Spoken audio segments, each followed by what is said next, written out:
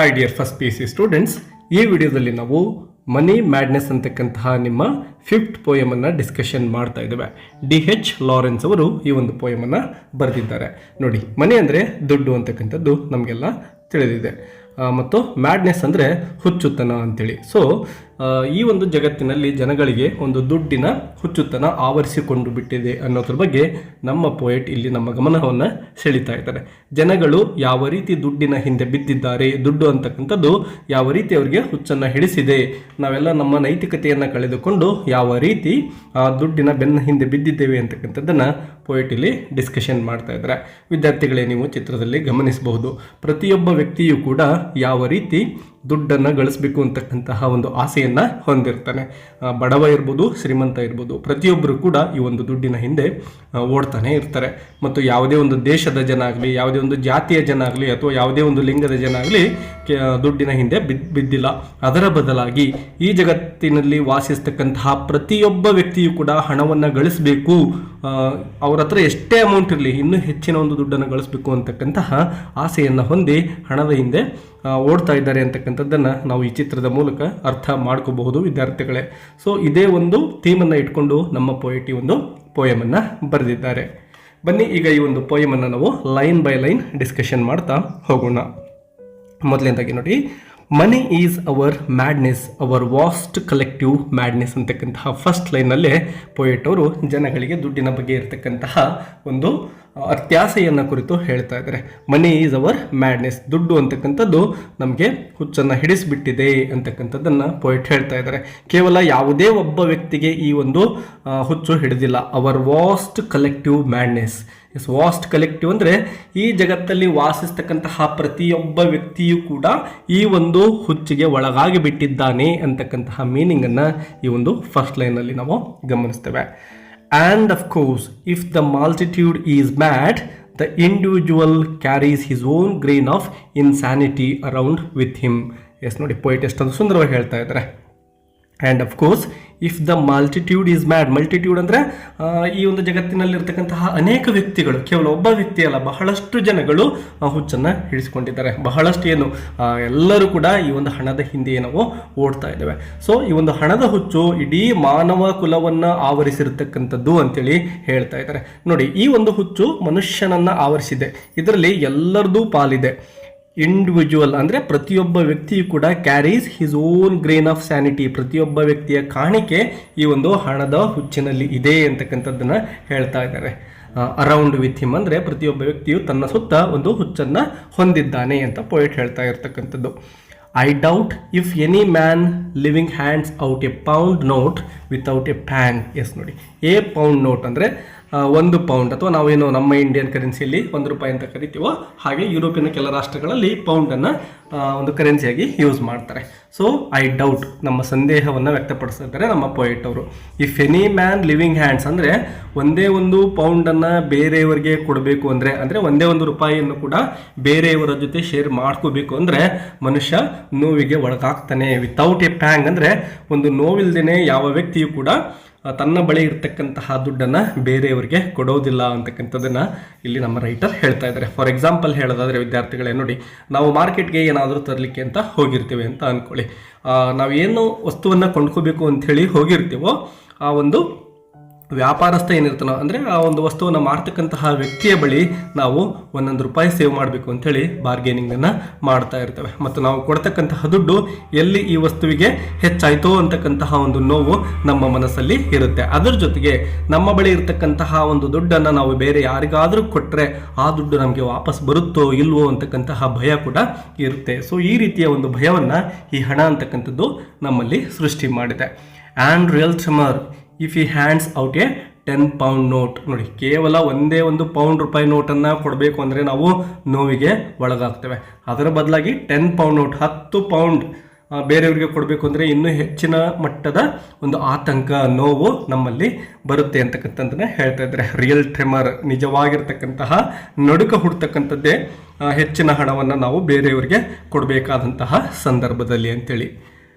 V quail, ಮನಿ makes us quail. S, ನಾವೆಲ್ಲ ಭಯದಿಂದ ನಡುಗ್ತಾ ಇದ್ದೇವೆ. ಟೆರಿಫೈ ಅಂದರೆ ನಾವೆಲ್ಲ ಹೆದರ್ತಾ ಇದ್ದೇವೆ. ಈ ಹಣ ಅಂತಕ್ಕಂಥದ್ದು ನಮ್ಮಲ್ಲಿ ಭಯವನ್ನು ಹುಟ್ಟಿಸಿದೆ ಅನ್ನೋ ಒಂದು ಅರ್ಥವನ್ನು ಈ ಲೈನ್ ನಮಗೆ ಕೊಡ್ತಾ ಇದೆ ವಿದ್ಯಾರ್ಥಿಗಳೇ.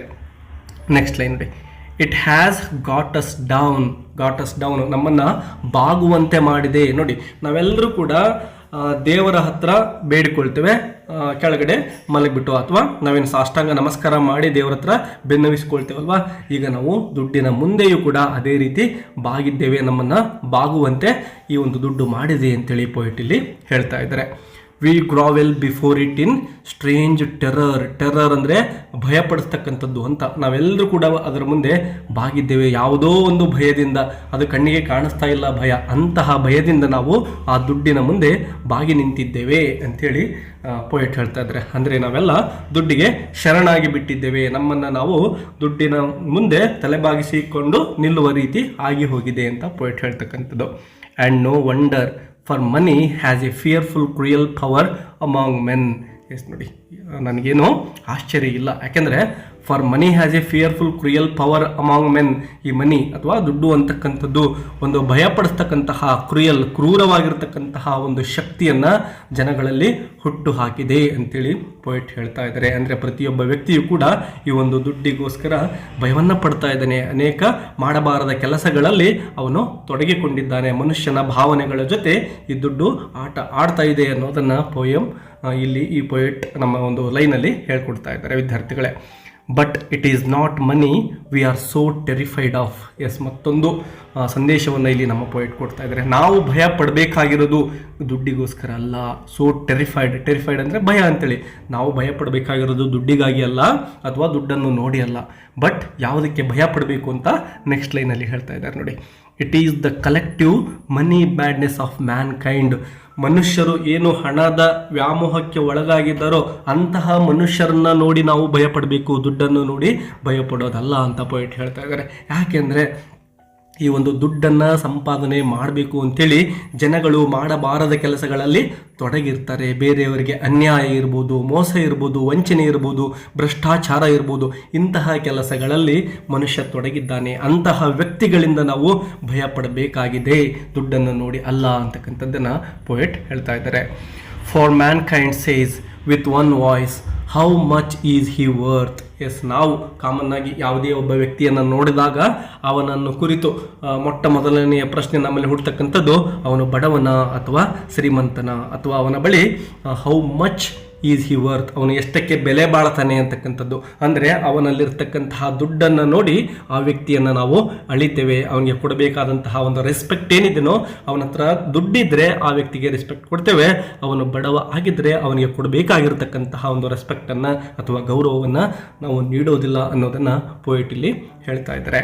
Has he no money then let him eat dirt and go cold. ಒಂದು ವೇಳೆ ಆ ವ್ಯಕ್ತಿ ಹತ್ರ ನೋ ಮನಿ, ದುಡ್ಡೇ ಇಲ್ಲ ಅಂದರೆ ಆ ವ್ಯಕ್ತಿಗೆ ನಾವು ಗೌರವವನ್ನು ಕೊಡೋದಿಲ್ಲ. Then let him eat dirt. S, ಮಣ್ಣು ತಿನ್ನಲಿ ಅವನು, ಆ್ಯಂಡ್ ಗೋ ಕೋಲ್ಡ್, ಹಾಳಾಗಿ ಹೋಗಲಿ ಬಿಡು, ನನಗೆ ಯಾಕೆ. ಅಂದರೆ ದುಡ್ಡು ಇಲ್ಲದೇ ಇರತಕ್ಕಂತಹ ವ್ಯಕ್ತಿಯನ್ನು ಕುರಿತು ನಾವು ಯಾವುದೇ ಕಾಳಜಿಯನ್ನು ಮಾಡೋದಿಲ್ಲ, ಕೇರ್ ಮಾಡೋದಿಲ್ಲ ಅಂಥೇಳಿ ನಮ್ಮ ಸಂಬಂಧಗಳಲ್ಲೇ ನಾವು ನೋಡಿರ್ತೇವೆ. ನಮ್ಮ ಸಂಬಂಧಿಕರ ಹತ್ತಿರ ದುಡ್ಡಿದ್ದರೆ ನಾವು ಅವರಿಗೆ ಕ್ಲೋಸ್ ಆಗಿರ್ತೇವೆ. ನೀವು ಗಮನಿಸಿರ್ಬೋದು, ಯಾವುದಾದ್ರೂ ಒಬ್ಬ ವ್ಯಕ್ತಿ ಬಡವ ಇದ್ದಾನೆ ಅಂದರೆ ಅವನ ಸಂಬಂಧಿಕರೇ ಅವನಿಂದ ದೂರ ಆಗ್ತಾರೆ. ಒಂದು ವೇಳೆ ಅದೇ ವ್ಯಕ್ತಿ ಮುಂದೆ ಹೆಚ್ಚಿನ ದುಡ್ಡನ್ನು ಗಳಿಸಿದರೆ ಅವನ ಬಂಧುಗಳೆಲ್ಲರೂ ಕೂಡ ಅವನಿಗೆ ಆಪ್ತರಂತೆ ವರ್ತನೆ ಮಾಡ್ತಾರೆ. ಅದನ್ನೇ ನಮ್ಮ ಪೋಯೆಟ್ ಇಲ್ಲಿ ಹೇಳ್ತಾ ಇದ್ದಾರೆ. ಒಂದು ವೇಳೆ ನಮ್ಮ ಬಳಿ ದುಡ್ಡಿಲ್ಲ ಅಂದರೆ ನಮ್ಮ ಸುತ್ತಮುತ್ತ ಇರ್ತಕ್ಕಂತಹ ಜನಗಳು ನಮ್ಮನ್ನು ಕೀಳಾಗಿ ಕಾಣ್ತಾರೆ. ಲೆಟ್ ಹಿಮ್ ಈಟ್ ಡರ್ಟ್, ಧೂಳು ತಿನ್ನಲಿ ಅಥವಾ ಮಣ್ಣನ್ನು ತಿಂದು ಬದುಕಲಿ ಬಿಡು ಅವನು ಅಂಥೇಳಿ ಅವರೇ ಅಂತ ಇರ್ತಾರೆ. ನಮಗೆ ಯಾವುದೇ ಗೌರವವನ್ನು ಕೊಡೋದಿಲ್ಲ. And if I have no money they will give me a little bread so I do not die. Yes, ನನ್ನ ಹತ್ರ ದುಡ್ಡಿಲ್ಲ ಅಂದರೆ ಊಟವನ್ನು ಮಾಡಲಿಕ್ಕೂ ಕೂಡ ದುಡ್ಡಿಲ್ಲ ಅಂದರೆ ಆ ಜನಗಳು ಸುಮ್ಮನೆ ಇರೋದಿಲ್ಲ. ಸ್ವಲ್ಪ ಬ್ರೆಡ್ಡನ್ನು ಮೇ ಬಿ ಕೊಡಬಹುದು, ಅಂದರೆ ಊಟಕ್ಕೆ ನನಗೆ ಅವರು ಆಹಾರವನ್ನು ಕೊಡಬಹುದು. ಆದರೆ ಸೊ ಐ ಡು ನಾಟ್ ನೈ, ನಾನು ಸಾಯಬಾರ್ದು ಅಂಥೇಳಿ ಅವರು ಆ ಒಂದು ಬ್ರೆಡ್ಡನ್ನು ಕೊಡ್ತಾ ಇದ್ದಾರೆ. But they will make me eat dirt with it. ಆ ಒಂದು ಊಟದ ಜೊತೆ ಮಣ್ಣಿನ ಹಾಗೆ ಅವರು ಮಾಡ್ತಾರೆ, ಯಾವುದೇ ಗೌರವವನ್ನು ಕೊಡೋದಿಲ್ಲ ಅಂತಕ್ಕಂಥದ್ದನ್ನು ಪೋಯೆಟಲ್ಲಿ ಹೇಳ್ತಾರೆ. I shall have to eat dirt. ನೋಡಿ, 2 ಸಾರಿ ಈ ಲೈನನ್ನು ನಾವು ನೋಡ್ತಾ ಇದ್ದೇವೆ. I shall have to eat dirt. ನನ್ನ ಹತ್ರ ದುಡ್ಡಿಲ್ಲ ಅಂದರೆ ನಾನು ಮಣ್ಣು ತಿನ್ನಬೇಕಾಗುತ್ತೆ, ನನ್ನ ಗೌರವವನ್ನು ನಾನು ಕಳ್ಕೊಂಡು ಬಿಡ್ತೀನಿ ಅಂತಕ್ಕಂಥದ್ದನ್ನು ಪೋಯೆಟ್ ಇಲ್ಲಿ ಹೇಳ್ತಾ ಇದ್ದಾರೆ. if I have no money. It is that I am frightened of. ಅದೇ ನನಗೆ ಭಯ ಆಗ್ತಾ ಇರೋದು ಅಂತ ಪೋಯಿಟ್ ಹೇಳ್ತಾ ಇದ್ದಾರೆ. ದುಡ್ಡಿಲ್ಲ ಅಂದರೆ ಜನಗಳು ನನ್ನನ್ನು ಮಣ್ಣು ತಿನ್ನಲಿಕ್ಕೆ ಬಿಟ್ಬಿಡ್ತಾರೆ, ನನ್ನ ಗೌರವವೆಲ್ಲವನ್ನ ಕಿತ್ಕೊಂಡು ಬಿಡ್ತಾರೆ, ಅದೇ ನನಗಿರ್ತಕ್ಕಂತಹ ಭಯ ಅಂತೇಳಿ ಪೋಯಿಟಲ್ಲಿ ಹೇಳ್ತಾ ಇರ್ತಕ್ಕಂಥದ್ದು.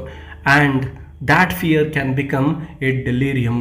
ಡೆಲೀರಿಯಮ್ ಅಂದರೆ ಒಂದು ಅತಿಯಾಗಿರ್ತಕ್ಕಂತಹ ಒಂದು ಉನ್ಮಾದ ಅಥವಾ ಅತಿಯಾಗಿರ್ತಕ್ಕಂತಹ ಹುಚ್ಚುತನ ಅಂತ. ಅಂದರೆ ದುಡ್ಡೇ ಇಲ್ಲ ಅಂದರೆ ಜನಗಳು ನನ್ನ ಕೀಳಾಗಿ ಕಾಣ್ತಾರೆ, ನಾನು ಬದುಕೋದು ಹೇಗೆ, ಇಂತಹ ಚಿಂತೆಗಳಲ್ಲೇ ನಾವು ಚಿಂತೆ ಮಾಡಬೇಕಾಗುತ್ತೆ ಅಂತ ಪೋಯಿಟ್ ಹೇಳ್ತಾ ಇರ್ತಕ್ಕಂಥದ್ದು. It is fear of money mad fellow men it is fear of my money mad fellow men. ನನಗಿರ್ತಕ್ಕಂಥದ್ದು ಈ ನನ್ನ ಸುತ್ತಮುತ್ತ ಏನು ಜನಗಳಿದ್ದಾರೋ ಅವರು ಹಣದ ಬಗ್ಗೆ ಅತಿಯಾಗಿರ್ತಕ್ಕಂತಹ ವ್ಯಾಮೋಹವನ್ನು ಏನು ಹೊಂದಿದ್ದಾರೋ ಅದೇ ನನಗೆ ಭಯವನ್ನು ಹುಟ್ಟಿಸ್ತಾ ಇದೆ. ಇಂತಹ ಜನಗಳನ್ನು ನೋಡಿ ನಾನು ಭಯ ಪಡ್ತಾ ಇದ್ದೇನೆ ಅಂತ ಪೋಯಿಟ್ ಹೇಳ್ತಾ ಇದ್ದಾರೆ. We must have some money to save us from eating dirt. ಪ್ರತಿಯೊಬ್ಬ ವ್ಯಕ್ತಿಯ ಹತ್ರ ಕೂಡ ಸ್ವಲ್ಪನಾದರೂ ದುಡ್ಡು ಇರಲೇಬೇಕು. ಅಂದರೆ ನಮ್ಮ ಜೀವನವನ್ನು ನಡೆಸಲಿಕ್ಕೆ ದುಡ್ಡು ಬೇಕೇ ಬೇಕು. ದುಡ್ಡಿಲ್ಲ ಅಂದರೆ ಜೀವನ ಮಾಡಲಿಕ್ಕೆ ಆಗೋದಿಲ್ಲ. ನಮ್ಮ ಅವಶ್ಯಕತೆಗಳನ್ನು ಪೂರೈಸಲಿಕ್ಕೆ ದುಡ್ಡು ಅಂತಕ್ಕಂಥದ್ದು ಬೇಕೇ ಬೇಕು. To save us from eating dirt. ಈ ಮಣ್ಣನ್ನು ತಿನ್ನೋದನ್ನು ತಪ್ಪಿಸ್ಕೋಬೇಕಪ್ಪ ನಾವು ಅಂದರೆ ನಾವು ಸ್ವಲ್ಪ ದುಡ್ಡನ್ನು ಹೊಂದಿರಬೇಕು. ಅಂದರೆ ನಮ್ಮ ಸುತ್ತಮುತ್ತ ವಾಸಿಸ್ತಕ್ಕಂತಹ ಜನಗಳು ನಮಗೆ ಸ್ವಲ್ಪನಾದರೂ ಗೌರವವನ್ನು ಕೊಡಬೇಕು ಅಂದರೆ ನಮ್ಮ ಹತ್ರ ನಮಗೆ ಅತ್ಯವಶ್ಯಕತೆಗಳನ್ನು ಪೂರೈಸತಕ್ಕಂತಹ ಮಟ್ಟಿಗೆ ಆದರೂ ದುಡ್ಡು ಇರಬೇಕು ಅಂತ ಪೋಯಿಟ್ ಹೇಳ್ತಾ ಇದ್ದಾರೆ. And this is all wrong. ಕೆಲವೊಂದಿಷ್ಟು ತಪ್ಪುಗಳನ್ನು ಕುರಿತು ಅವರು ಹೇಳ್ತಾ ಇದ್ದಾರೆ. ಸಮಾಜದಲ್ಲಿ ಕೆಲವೊಂದಿಷ್ಟು ಮಿಸ್ಟೇಕ್ಸ್ ಇದ್ದಾವೆ. ಅದೇನಪ್ಪ ಅಂದರೆ bread should be free, shelter should be free. Bread ಅಂದರೆ ಇಲ್ಲಿ ಆಹಾರ ಅಂತೇಳಿ ನಾವು ಹೇಳ್ಬೋದು. ಪ್ರತಿಯೊಬ್ಬ ವ್ಯಕ್ತಿಗೂ ಕೂಡ ಅವನ ಒಂದು ಹೊಟ್ಟೆಯನ್ನು ತುಂಬಿಸಿಕೊಳ್ಳೋಕೆ ಎಷ್ಟು ಬೇಕೋ ಅಷ್ಟು ಆಹಾರ ಫ್ರೀಯಾಗಿ ಸಿಗಬೇಕು. ಆ ಒಂದು ಆಹಾರಕ್ಕಾಗಿ ಅವನು ಹಾತೊರಿಬಾರ್ದು. ಊಟನೇ ಸಿಗ್ತಾ ಇಲ್ಲ ಅಂತಕ್ಕಂತಹ ಒಂದು ಪರಿಸ್ಥಿತಿಯಲ್ಲಿ ಯಾವುದೇ ಒಬ್ಬ ವ್ಯಕ್ತಿಯು ಕೂಡ ಇರಬಾರ್ದು. ಪ್ರತಿಯೊಬ್ಬರಿಗೂ ಊಟ ಸಿಗಬೇಕು.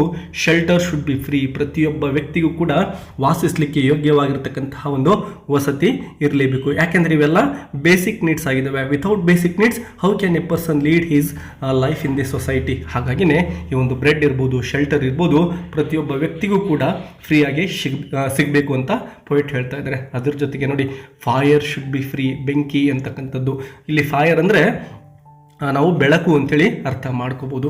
ಸೊ ಪ್ರತಿಯೊಬ್ಬ ವ್ಯಕ್ತಿಗೂ ಕೂಡ ಅವನ ಮನೆಯಲ್ಲಿ ಬೆಳಕು ಅಂತಕ್ಕಂಥದ್ದು ಇರಲೇಬೇಕು. ಸೊ ಈ ಒಂದು 3 ಬೇಸಿಕ್ ಥಿಂಗ್ಸ್ ಏನಿದ್ದಾವೆ, ಬ್ರೆಡ್ ಇರ್ಬೋದು, ಶೆಲ್ಟರ್ ಇರ್ಬೋದು, ಫೈರ್ ಇರ್ಬೋದು, ಇವು ಪ್ರತಿಯೊಬ್ಬ ವ್ಯಕ್ತಿಗೂ ಕೂಡ ಫ್ರೀ ಆಗಿ ಸಿಗಬೇಕು. ಅದಕ್ಕಾಗಿ ಮನುಷ್ಯ ತೊಂದರೆಗೆ ಒಳಗಾಗಬಾರ್ದು ಅಂತ ಪೋಯಿಟ್ ಹೇಳ್ತಾ ಇದ್ದಾರೆ.